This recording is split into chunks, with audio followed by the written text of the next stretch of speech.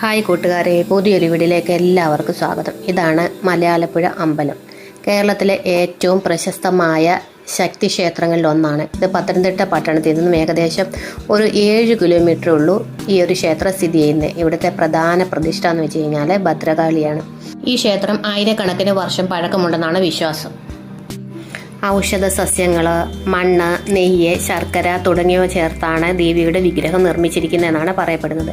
ദേവിയുടെ മടിയിലെ ബാലഗണപതിയെ ഇരുത്തി പാലൂട്ടുന്ന മാതൃഭാവമുള്ള രൂപം അപൂർവമായ ഒരു ദർശനമാണ്.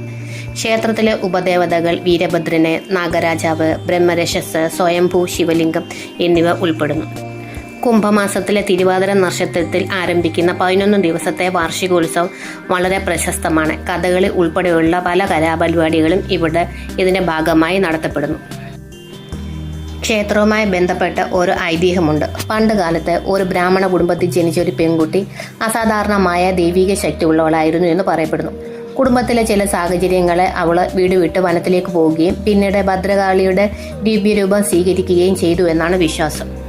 ഈ ക്ഷേത്രത്തിലെ ദേവീരൂപം വളരെ പ്രത്യേകമാണ്. ഉഗ്രഭാവത്തിലുള്ള ഭദ്രകാളിയായിട്ടും മടിയിൽ ബാലഗണപതിയെ ഇരുത്തി മാതൃസ്നേഹത്തോടെ പാലൂട്ടുന്ന ഭാവത്തിലാണ് ദർശനം. അതുകൊണ്ട് തന്നെ ഇവിടെ ദേവിയെ ഉഗ്രശക്തിയായും കരുണാമയിയായ അമ്മയായും ഭക്തർ ആരാധിക്കുന്നു. മലയാലപ്പുഴ അമ്മയെക്കുറിച്ച് നാട്ടുകാർ പറയുന്നൊരു വിശ്വാസമുണ്ട്. അമ്മയുടെ മനസ്സ് തുറന്ന് പ്രാർത്ഥിച്ചാൽ കൈവിടില്ല. ഇത് ചരിത്രരേഖകളല്ല, മറിച്ച് തലമുറകളായി ഭക്തരുടെ ഇടയിൽ നിലനിന്നു വരുന്ന ഒരു വിശ്വാസമാണ്. പിന്നെ തേജസ്സിൻ്റെ പേരിൽ അവിടെ ഒരു ശർക്കര കൊണ്ട് തുലാഭാരം ഉണ്ടായിരുന്നു. തുലാഭാരമൊക്കെ നടത്തി ഞങ്ങൾ പ്രാർത്ഥിച്ച് പിന്നെ വീട്ടിലേക്ക് യാത്രയായി. അപ്പോൾ നിങ്ങൾക്ക് ഈ ചാനൽ ഇഷ്ടമായാൽ ഒന്ന് സബ്സ്ക്രൈബ് ചെയ്യണം, ലൈക്ക് ചെയ്യണം, കമൻറ്റ് ചെയ്യണം. ലൈക്ക് ചെയ്ത് കഴിയുമ്പോൾ ഹൈപ്പ് എന്ന് പറയും. ആ ഹൈപ്പിലൂടെ ഒന്ന് ടച്ച് ചെയ്ത് കഴിഞ്ഞാൽ ഹൈപ്പാകും. അപ്പോൾ അടുത്ത വീഡിയോ ആയിട്ട് വീണ്ടും കാണാൻ താങ്ക് യു സോ മച്ച്.